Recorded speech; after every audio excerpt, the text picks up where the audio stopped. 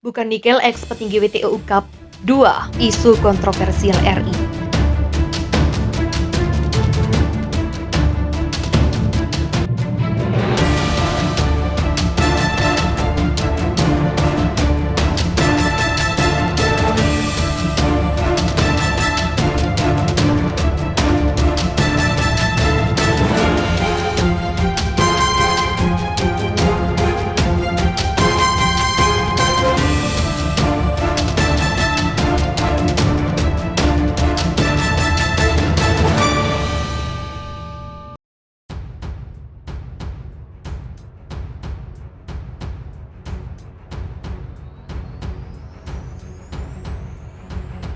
Direktur Jenderal Organisasi Perdagangan Dunia periode 2005-2013 Pascal Lamy mengungkapkan, selain nikel terdapat 2 isu kontroversial yang memengaruhi hubungan Indonesia dengan Uni Eropa.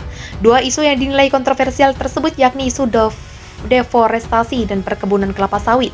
Menurutnya, pemerintah Indonesia tidak suka dengan tindakan Uni Eropa yang berupaya mengurangi konsumsi minyak sawit dan menetapkan kelapa sawit sebagai tanaman berisiko tinggi terhadap deforestasi. Adapun saat ini proses dokumen gugatan yang disampaikan Indonesia kepada WTO terhadap Uni Eropa sudah berjalan. Ada 2 isu kontroversial antara Indonesia dan Uni Eropa, minyak sawit dan deforestasi. Indonesia tidak suka dengan tindakan Uni Eropa mengurangi minyak sawit dan menetapkan kelapa sawit sebagai tanaman berisiko tinggi terhadap deforestasi, dan Uni Eropa pun tidak suka dengan tindakan Indonesia. Ungkapnya dalam acara Mining Zone CNBC Indonesia dikutip Selasa 21 Februari. Seperti diketahui, minyak kelapa sawit crude palm oil garing CPO Indonesia kerap menjadi perdebatan dunia internasional karena isu deforestasi. Namun Indonesia berhasil membuat kemajuan dengan menurunkan deforestasi secara signifikan.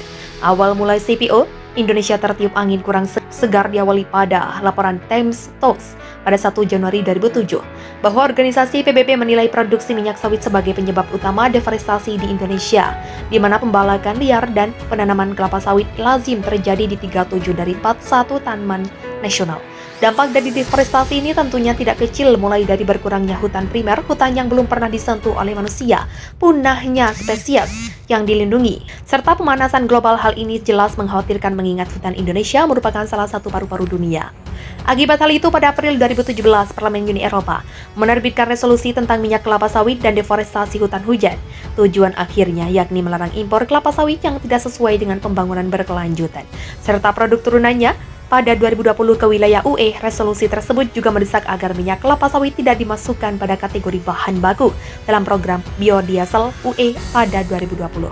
Pada awal 2019, Eropa menerbitkan Delegated Regulations yang merupakan turunan dari Renewable Energy Directive 2, di mana kelapa sawit dianggap sebagai komoditas berisiko tinggi terhadap perusakan hutan atau dikenal dengan deforestasi atau indirect land use gains. Dalam situs resmi Eropa, RED 2 telah menargetkan pengurangan emisi karbon hingga 40% pada 2030 demi mencapai target tersebut. Uni Eropa berupaya untuk mengurangi konsumsi biodiesel sawit secara berangsur-angsur dan akan menghentikannya secara total pada 2030. Segar diawali pada laporan Times Talks pada 1 Januari 2007 bahwa organisasi PBB menilai produksi minyak sawit sebagai penyebab utama deforestasi di Indonesia, di mana pembalakan liar dan penanaman kelapa sawit lazim terjadi di 37 dari 41 tanaman nasional. Dampak dari deforestasi ini tentunya tidak kecil, mulai dari berkurangnya hutan primer, hutan yang belum pernah disentuh oleh manusia, punahnya spesies yang serta pemanasan global. Hal ini jelas mengkhawatirkan mengingat hutan Indonesia merupakan salah satu paru-paru dunia.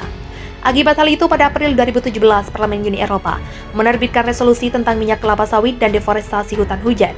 Tujuan akhirnya yakni melarang impor kelapa sawit yang tidak sesuai dengan pembangunan berkelanjutan, serta produk turunannya. Pada 2020 ke wilayah UE, resolusi tersebut juga mendesak agar minyak kelapa sawit tidak dimasukkan pada kategori bahan baku dalam program biodiesel UE pada 2020.